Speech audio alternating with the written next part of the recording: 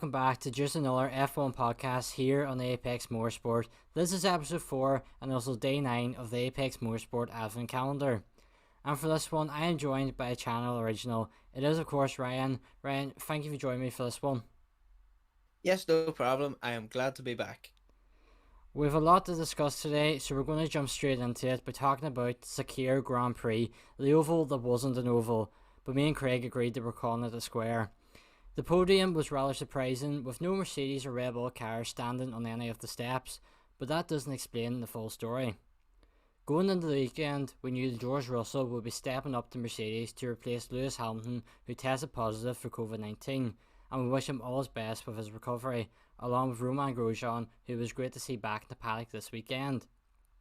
But let's go back to Friday now and to practice, where it was an impressive day for George Russell, topping both FP1 and FP2. Ryan, what was your first impressions of Russell and that Mercedes?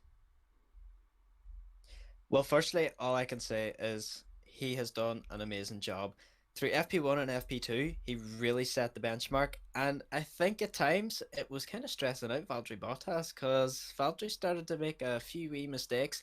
Yes, there was an issue with his car, which was later found out, but still, he put the pressure on Bottas for a guy who's just got into the car, for the Friday. This is the first practice, and he's in a seat that's not comfortable for him. And he's wearing shoes that are a size and a half too small for him. He was uncomfortable and things weren't right, but he still topped the timing charts. And I was just blown away by the whole performance. Yeah, it was very impressive by Russell because, as much as we know he's a talented driver, he was getting in the car that has won the World Championship and has got so much to live up to, and he didn't look for 1 minute like he was struggling with that pressure. He seemed to just go out there and enjoy racing, and it was very interesting to see a Formula 1 session without Lewis Hamilton. It's been a very long time since he hasn't been taking part in any session of a Grand Prix weekend. Two drivers that did also make their debut in Formula 1, Jack Aiken and Pietro Fittipaldi. Jack Aiken replaced Russell in the Williams, with Fittipaldi replacing Grosjean in the Haas. Ryan, you know quite a bit about Jack Aiken. He's well known in the YouTube scene with different YouTube channels. But it was nice to see him finally get his chance in Formula 1 after a difficult Formula 2 season so far for him, or the season's now over, so it was a difficult season total for him. Were you impressed with Jack Aiken on his first performance in the Formula 1 car? Yeah, no, I was glad to see Jack finally get that chance up into the Formula One car. Obviously, we know he's been around F2 for quite a wee bit of time, and as you were mentioning, YouTube channels, he's been on the WTF YouTube channel a lot, doing a karting series, which I thought was really amazing. He's a really good driver, but I just don't think he's quite there yet, as we've seen in the race. Never mind practice. Well, I suppose practice is the talking point at the minute. But in his practice, he was quite consistent, to be fair to him. Him and Fittipaldi had a quite a wee bit of a bout between who was 19th, who was 20th. But I still think they had a really good show. So fair play to the lad. Yeah, I think Pietro Fittipaldi was sort of a name that people knew it was a test driver for Haas, but I don't think anyone really expected him to be the driver that would step up into that seat. I think if the likes of Mick Schumacher wasn't going for the Formula 2 title the same weekend, he might have got that place. Callum Aylott is another driver who could have potentially been in that seat, or even Louis Delatraz, who's the simulator driver. But Pietro Fittipaldi, who isn't well known within the feeder series in terms of Formula 2 or Formula 3, he come into a Formula 1 car and was very impressive. I was very impressed with him when he was testing in Barcelona the last, I think, 2 years he's done it. It was very impressive.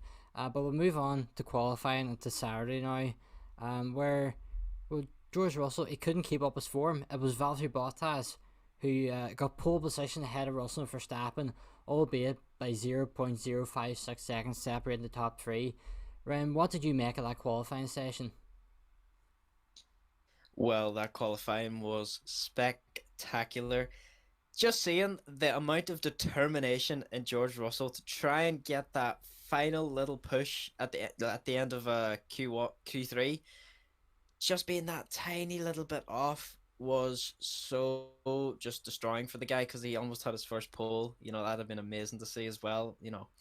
But Valley, he played quite a strong role there. He did set a good benchmark time. He didn't improve in his last lap, so he'd already set good time earlier on. George just had to beat that, and on his last lap, he messed up in sector one, setting a yellow time, but then he set green, and he set, I think it was purple at the end for himself, personal best, or I can't remember.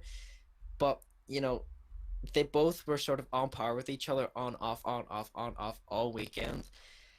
So that was quite a surprise. And to be ahead of Verstappen as well, like that is crazy.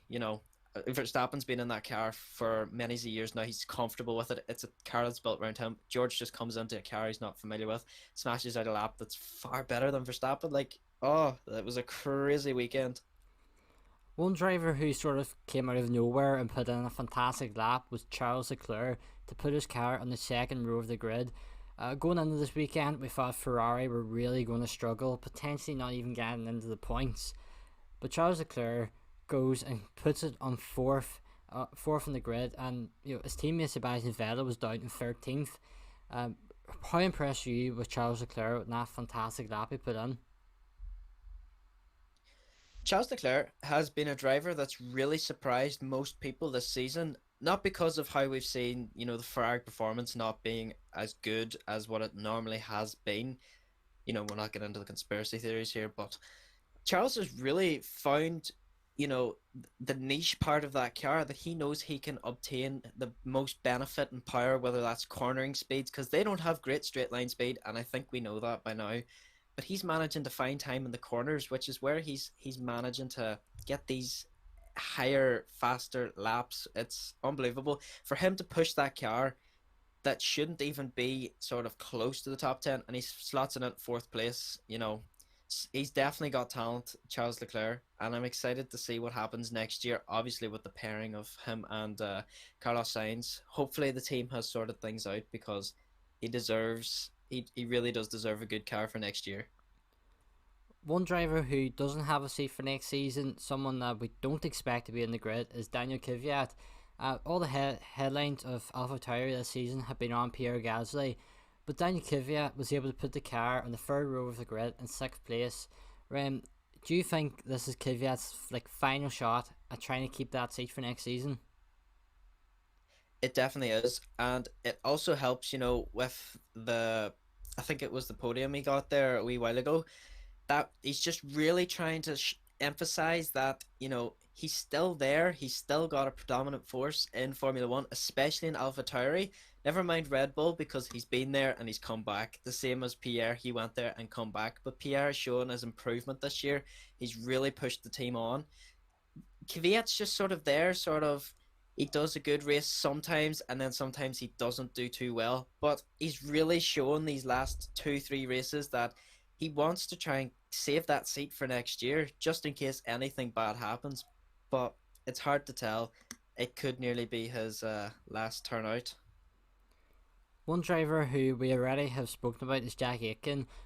We chatted about his performance in practice, but in qualifying, he managed to out-qualify Kimi Räikkönen, which I'm sure for him was a massive achievement. To only be in that car a matter of hours and do his first Formula 1 qualifying session, to beat someone who is a world champion, who is one of the most experienced drivers in the grid.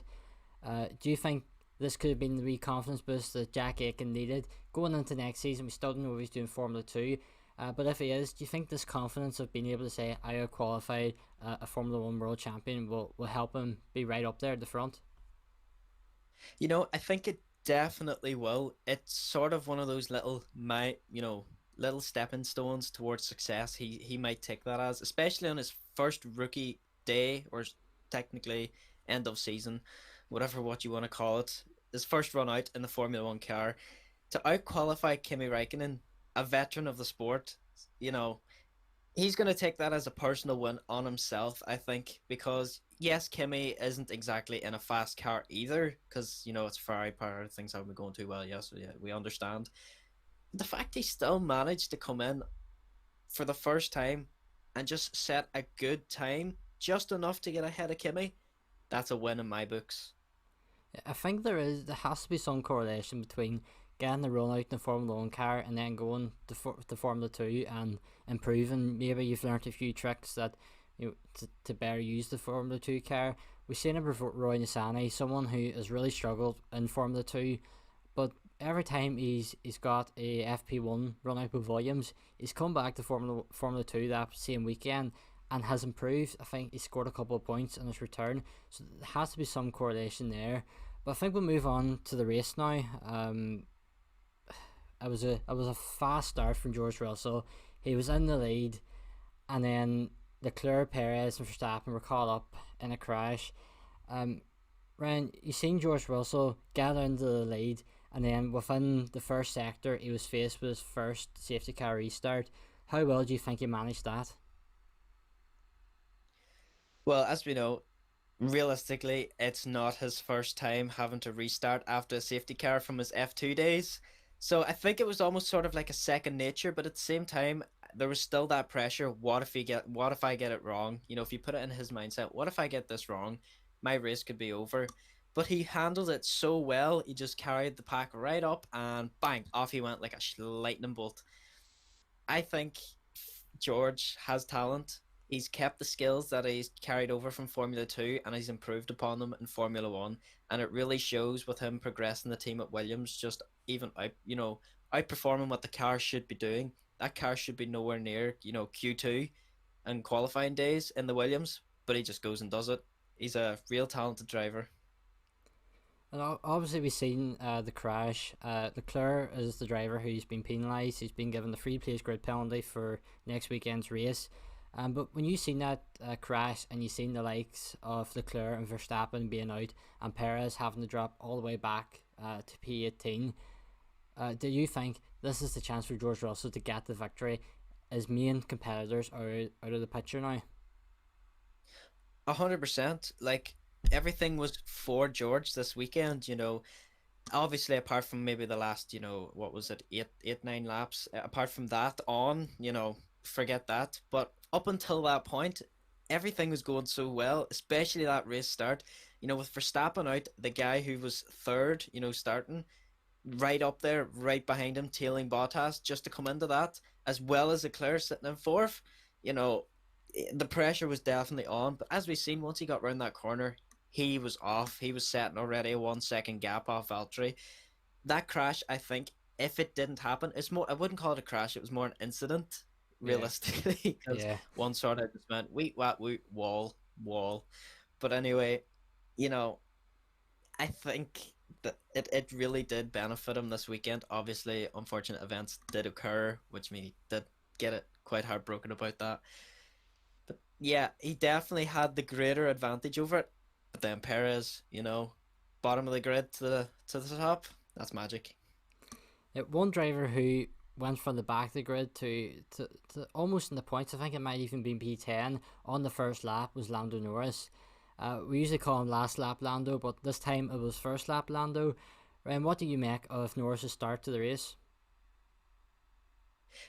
After that grid place penalty for the engine, obviously having to, I think it was the engine or the gearbox, I can't exactly remember. I was like, oh no, here we go again. This is going to be trouble. It's going to turn out really bad this weekend for both the McLarens, because usually if one thing goes wrong, something's going to happen to the other. But no, Sainz did really well, finished fourth, fair play. And also Lando Norris from, P19's pretty much back of the grid the whole way to, I think it was P10 actually, you were right. Magic, absolute magic.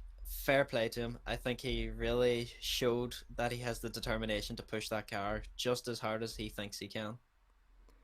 And obviously when we got into the race a little bit more, there wasn't as many incidents until Jack Aiken crashed, or he lost the front wing of the car.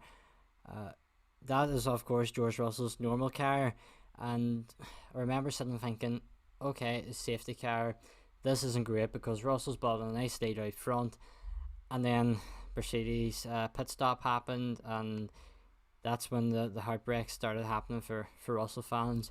Ren, whenever you seen Bottas firstly having a slow pit stop, were you getting excited thinking, yes, this is definitely Russell's chance to go on and win this race? Well, to be fair, the reason we seen that slow pit stop from Bottas was the same reason George had to come back in. Problems.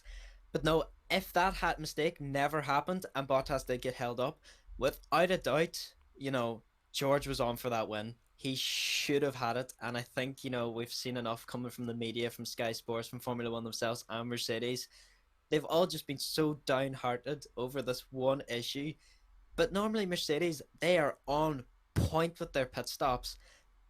We don't understand what happened. Yes, it was an immediate reaction to something that wasn't as serious as what they probably thought was going to happen. They might have had the wrong reaction. Maybe if they had brought one driver in, you know, thingied the situation and then seen, right, we can bring Valtteri in now safely. Maybe then things would have turned out a wee bit better for them. But, it's the luck of the game, as they always say.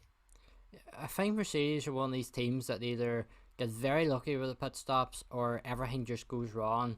You have to look at Silverstone 2019, whenever Hamilton, or 2018, sorry, whenever he was spun out in the first lap. The safety car come out, the crowd went wild, he was able to get himself back up and then eventually finish P2. But then you look at Germany, 2019 Germany. It was the wet race, where I think it's one of the funniest pit stops ever. It's still getting replayed. But the Yeah, Benny Hill team. yeah. It was just an awful pit stop, and I think this will go up there as one of the biggest mistakes by Mercedes. And I think if that had been Lewis Hamilton, a couple people said this online, people would be actually cheering. And I think this is showing the dynamic that George Russell's bringing. He's been able to capture a whole new fan base, and the people who aren't the biggest fans of Lewis Hamilton are the people that are being fans of George Russell. And I think Mercedes could look at this and think, hold on, we have a potential driver here that we can have a monopoly over the fan base in Formula One. Do you think if Russell did get a Mercedes seat, there's still chat he might be in it next year, but he's not contracted to them. He's contracted Williams. Do you think if Russell got a Mercedes seat, Mercedes would be happy because they have a whole new fan base on board?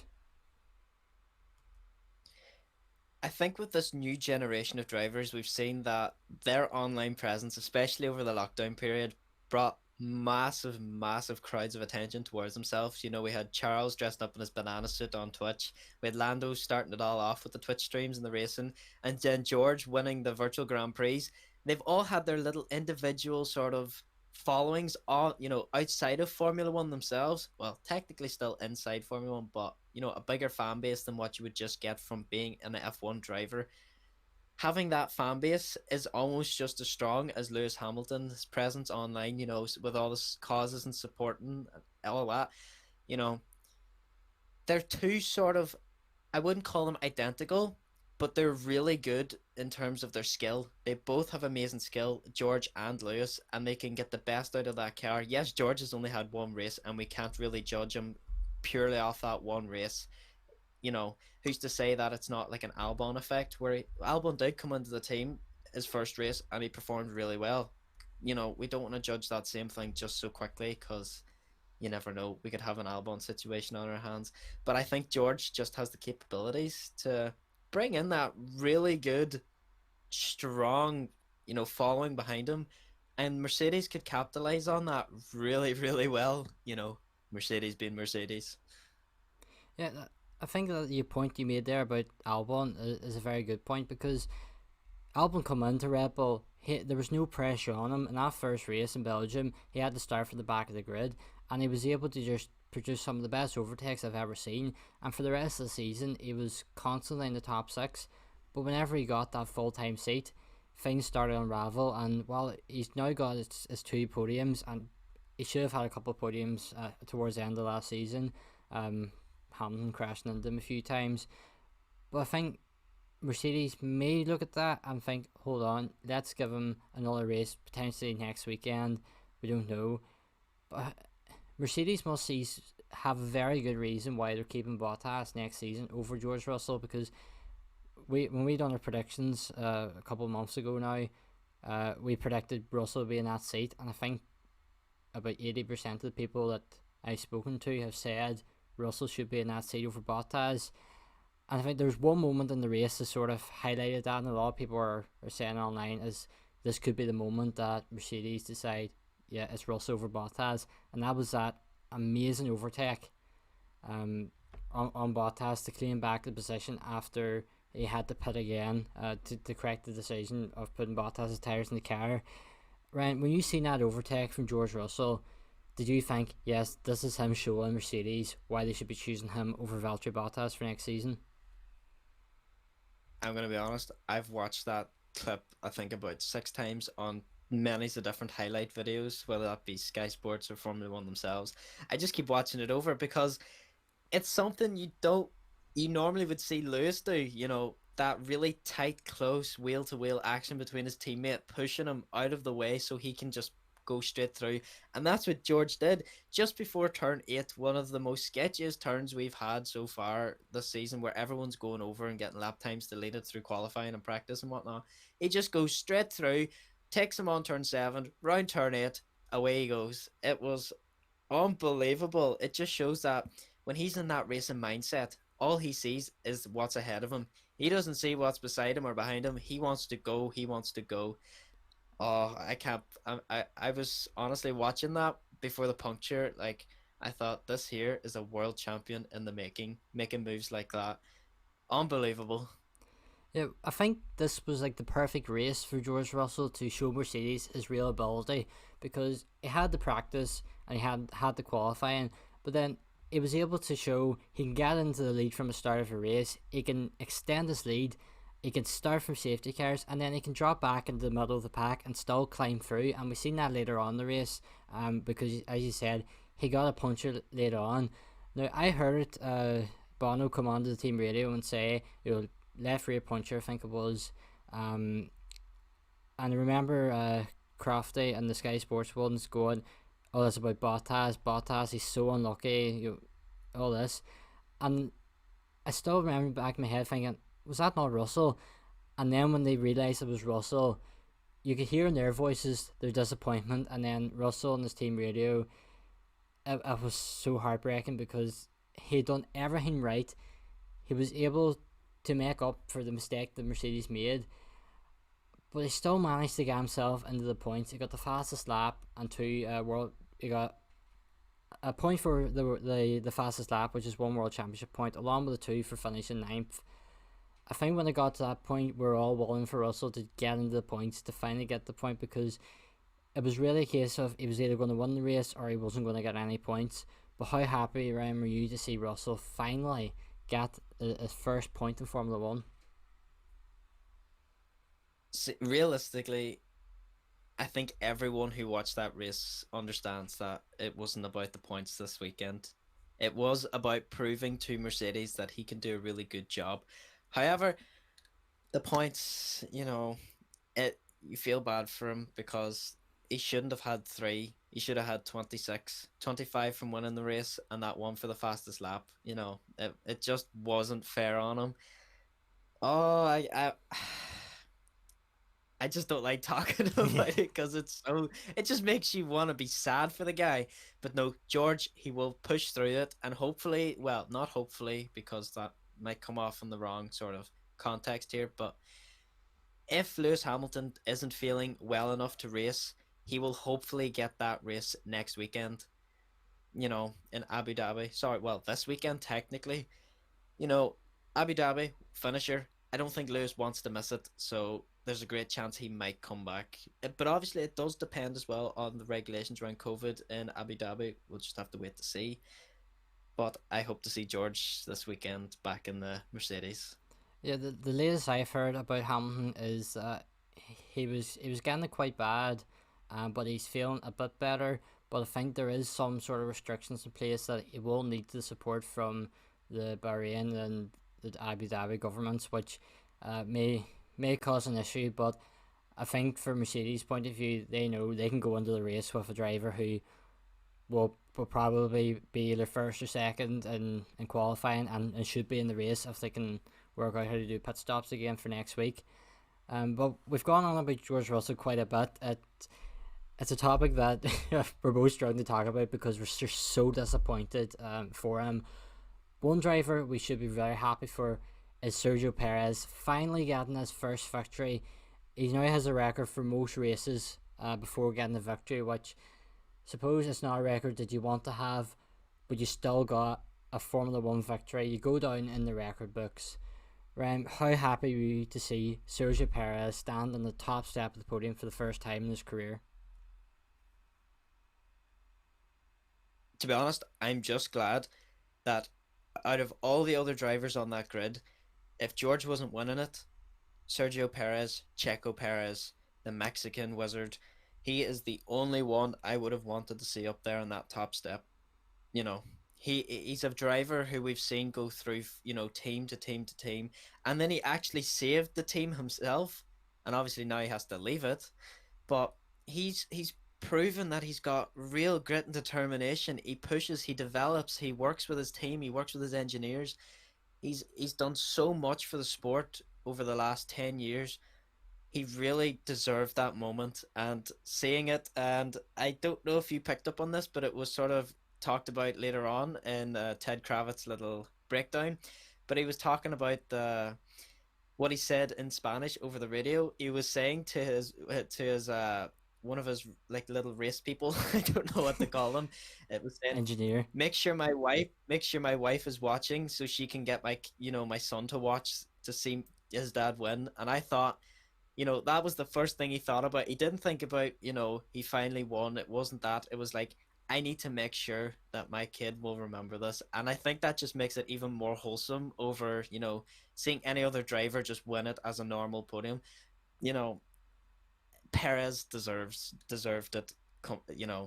Coming from bottom back of the grid at the very first lap, after the accident, just busting through. Ah, he deserved it.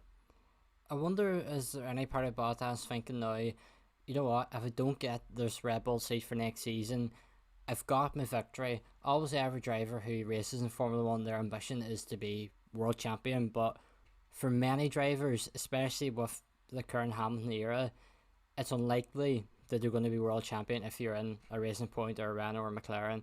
It's highly unlikely unless something crazy happens every single race. But do you think for Perez, he can now go, you know what, I've got my first victory, I've got a Formula One victory, this is all I need, and potentially we might not see him back in Formula One? I don't think we won't see him back in Formula One. As we said, if he doesn't get the seat this year, he has said he hopes to take a year out. But then some contracts are only for 1 year because with the new 2022 regulations coming into force, there is apparently some talks already in place for Sergio to, maybe make a move to another team whenever contracts start to go up in the air again. So hopefully, if he doesn't get his seat for next season, as we know, there's really only Red Bull or Mercedes left to choose. But we obviously know if Mercedes is making a decision, it's either George or Hamilton. So that's out the window. So it's only just time for Red Bull. But I really can't see Red Bull making that much change to their driver lineup, especially this late, even for a man like Sergio Perez. But I hope to see him back again in 2022 if he can't make the 2021 season. And there was two more drivers on the podium that we don't usually see there, Esteban Ocon and Lance Stroll. It was a very weird podium, I'll say. You had two racing points and you had a Renault. No Mercedes or no Red Bull. Yes, we'll go back to the pink Mercedes. I'm sure I've seen jokes about that online already. But for Esteban Ocon, he was released from the Mercedes Junior program. He wasn't given a seat. He got into the Renault. I think he's silenced his critics now by getting this podium. It's the same as Lance Stroll. He's been in the podium now, I think, twice. Obviously we know the situation with him being technically a paid driver. We discussed last time that his ability is coming through, and to see him Esteban Ocon, we happily see both them drivers stand on the podium. Yeah, surprisingly, I was. Esteban, he would be a favorite of mine. I will say that honestly.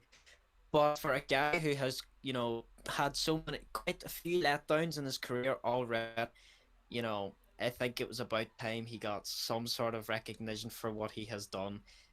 Been through the times of lovely old Force India and the Williams, yeah, cars.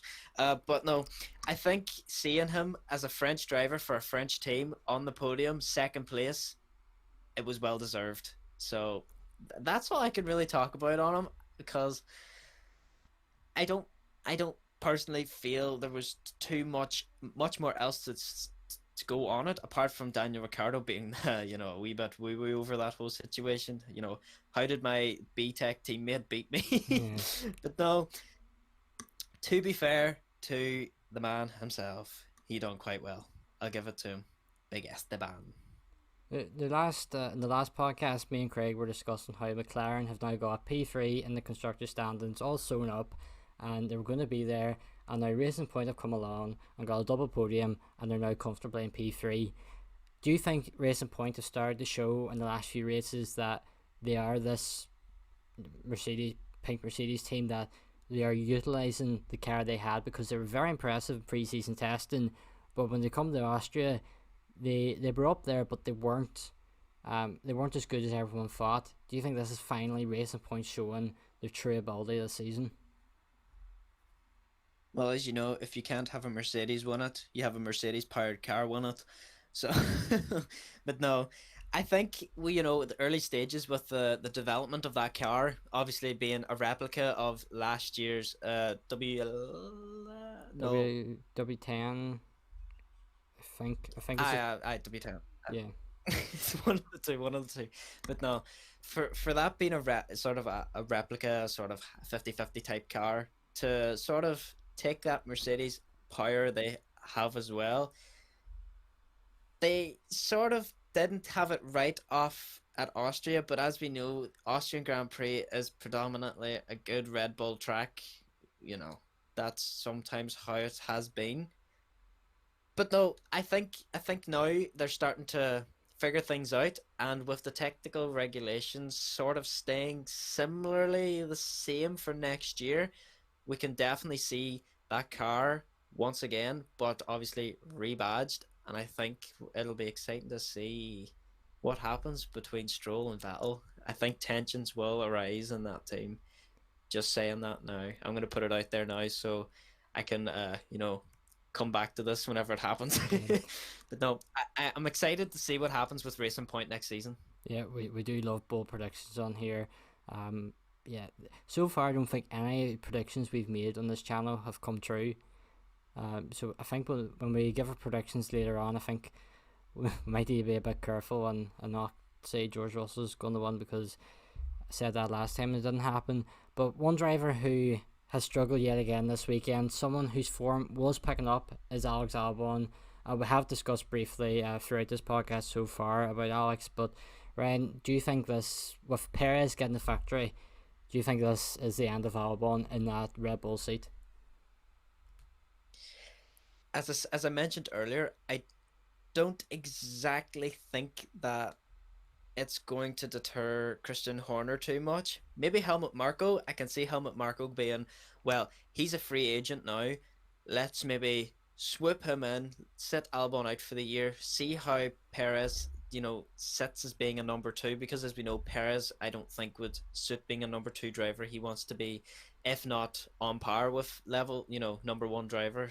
So I can't see the team dynamic being the best, but I can see the performance being amazing.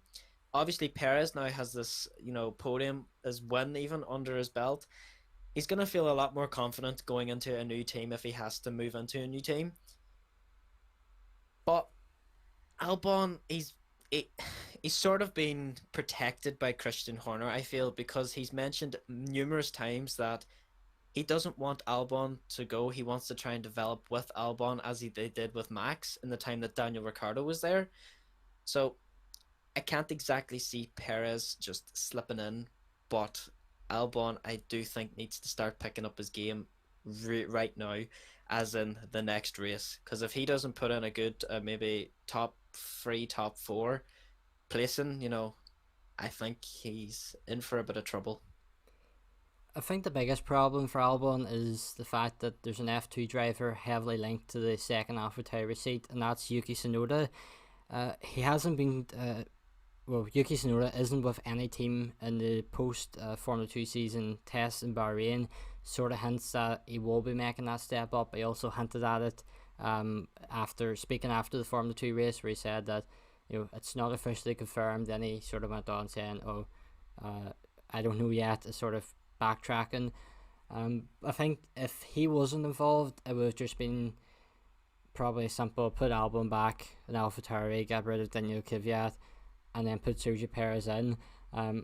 But this is where I plug the videos in the channel. I done a video a couple of days ago looking at who the second Red Bull driver will be for next season, breaking down the contenders and giving my thoughts on it at the end.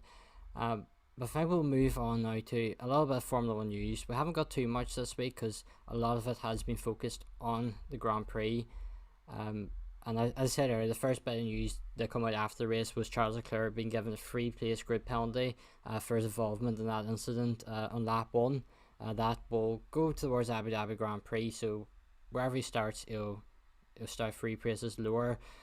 We also got a little bit of sad news that Romain Grosjean will not be able to take part in the season finale. His Formula 1 career is over in terms of Grand Prix racing, although Mercedes have said that they will give him his car for a test. Whenever you seen the announcement that Grosjean had ruled himself out to try to prevent long-term injury to his hand, were you disappointed that we will not see Grosjean back on the Grand Prix grid?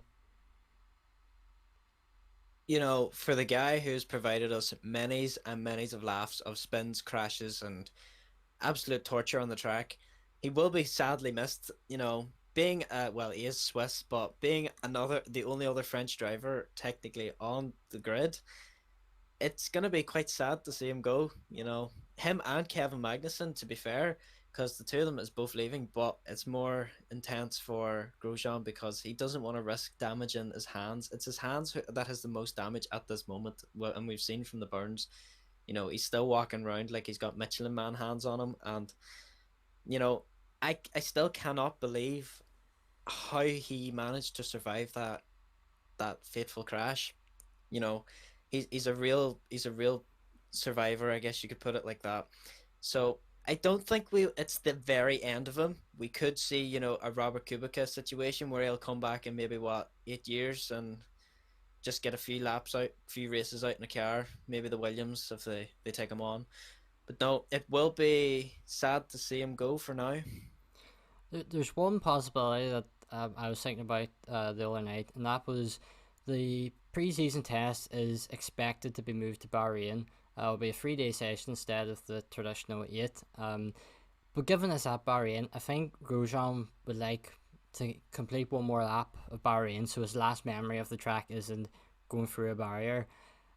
Could you see Haas giving him a morning session in February, gives him time now to recover, and he'll be a very good test driver anyway? Do you think that, given there'll be a rookie lineup for the next season, having someone like Grosjean in to not only do it for himself, because I feel like he wants to do one more lap in the Formula 1 car, but to also help the team sort out their car for next season, do you think that would be a good move for him? I definitely do think that would be a good possibility for him, and if not both him and Magnussen, because they're the experienced drivers within Haas. They know the team, they know the story, the setup, and they know how the car should feel on a weekend. But you can't also take away too much from the two newcomers who might have a few pieces of knowledge they've gained from along the way with their other teams, even though they're Formula 2, yes. But sometimes Formula 2 experience can be put into Formula 1 just as well as having Formula 1 drivers that have been used to the car same over. And when things start to go in a progress wise, they don't think it's comfortable or they don't think it's quite fitting for them. So it'll be good to see a good balance, which might actually help Haas in the coming years to finally move up the grid and become a midfield team. We now know the two drivers that will be replacing Grosjean and Magnussen for next season, and that is the Formula 2 champion Mick Schumacher and Nikita Mazepin. When me and Craig recorded last week's podcast, We clicked end recording and the news broke, so we're a little bit too late for that. But we know where Kevin Magnussen's going. He's going to IMSA with Chip Ganassi Racing. Should be exciting for him. Um, do you think Magnussen, could you ever see him back in Formula One potentially with the likes of Williams or maybe even Haas if, say, well, Mazepin is quite known for getting a lot of penalty points. Could you see maybe Magnussen being a reserve driver for Haas?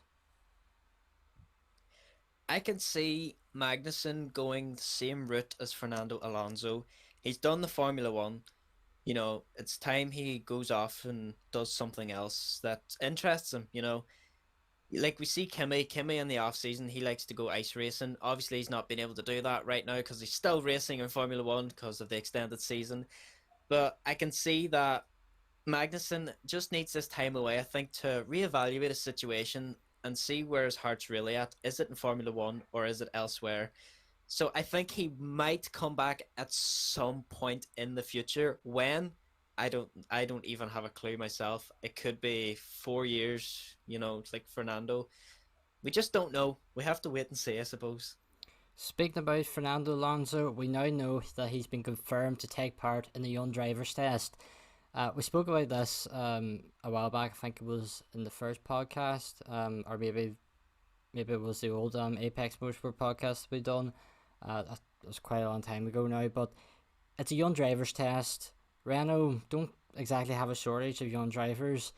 A lot of people have been very critical over Fernando Alonso getting this, but Robert Kubica has also been confirmed for Alfa Romeo and Sebastian Buemi for Red Bull. Do you think the young drivers test is now more for getting the drivers who are paying a bit of money to be in the team just to give them a run out to please their sponsors, or do you think it should actually be used to allow the upcoming drivers a chance to taste Formula One machinery when they might not necessarily have the super license points to take part in a Friday practice session? See, I'm still on the borderline fence of that.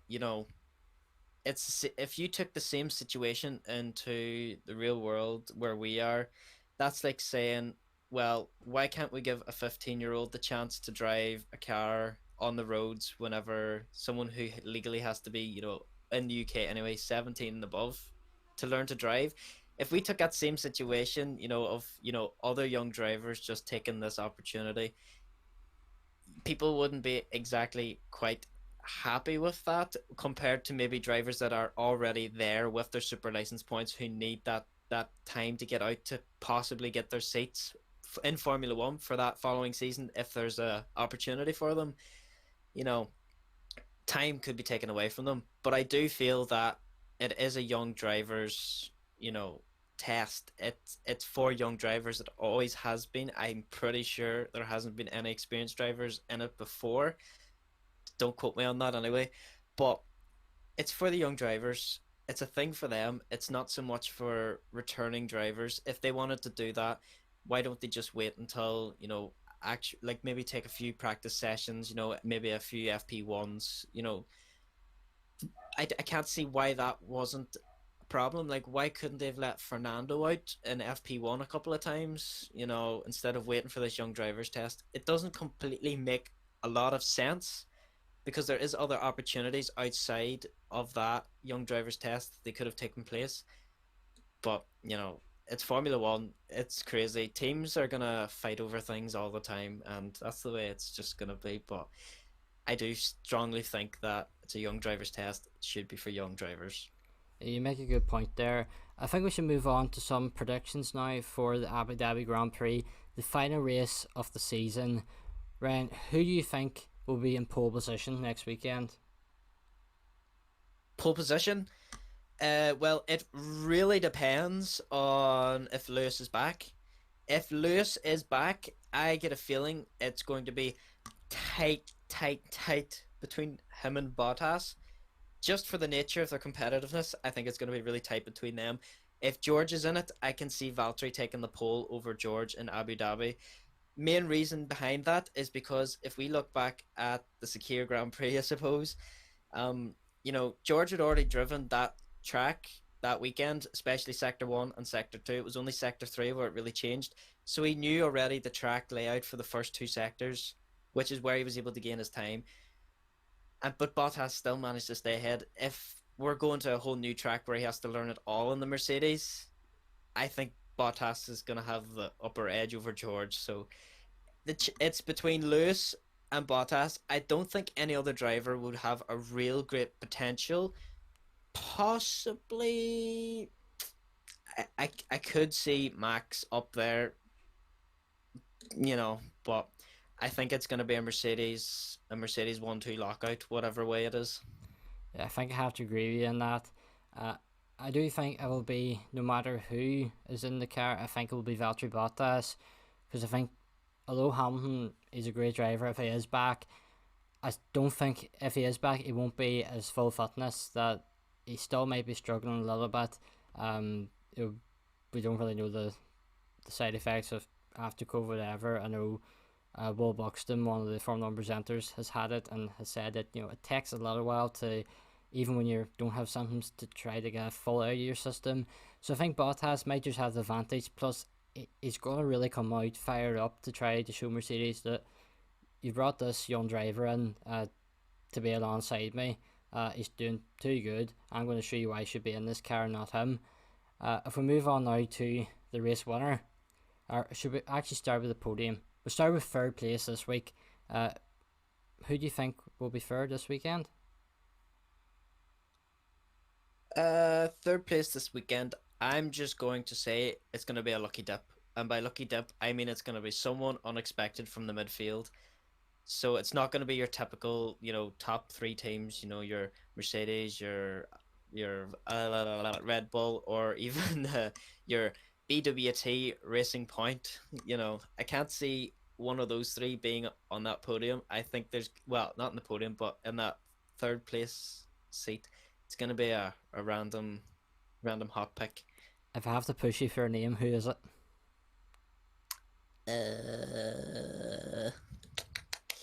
Abu Dhabi. Who likes Abu Dhabi? We'll go with the man himself, Pierre Gasly. Okay, yeah, that's a decent shout. I think third place, I'm going to go Max Verstappen. I think he's a point to prove after not being able to race last week, and will just want to cement himself even more with the team, and sort of show if Perez does get the seat. So well, you might have won the race last week, but I can still get podiums here in this car. So you're not going to come here and push me over and be the number one driver. We'll go second place now, Ryan. Who do you think?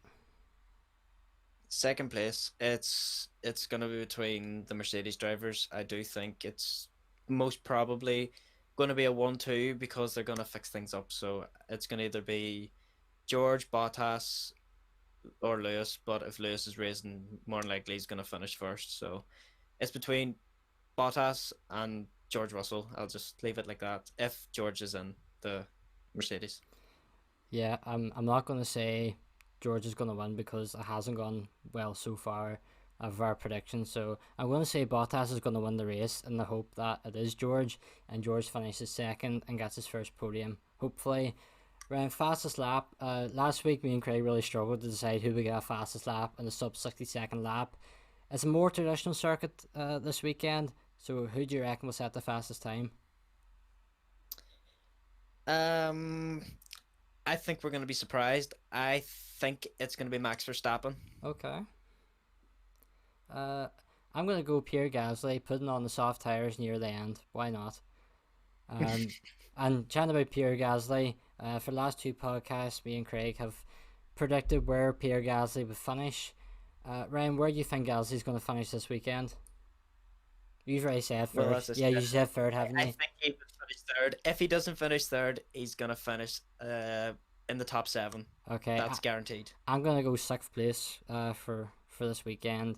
Hopefully he can do well. We do like him here on the channel. But I think that is going to bring to the end of today's podcast. Ryan, thank you so much for joining me for this one. We've got quite a lot coming out here on the Apex Motorsport over the next while. As you will see, we're doing the Apex Motorsport Advent calendar where we're bringing out a new piece of content every single day up until Christmas Eve. This is day 9, so there's plenty more days to come. Make sure you check out our website, which is linked in the description below, and follow us on all of our social media so you keep up to date with the latest in the world of Formula 1 and motorsport in general. So as I said, that's going to bring this podcast to an end. Thank you all so much for listening, and I hope to see you all in the next one. Goodbye.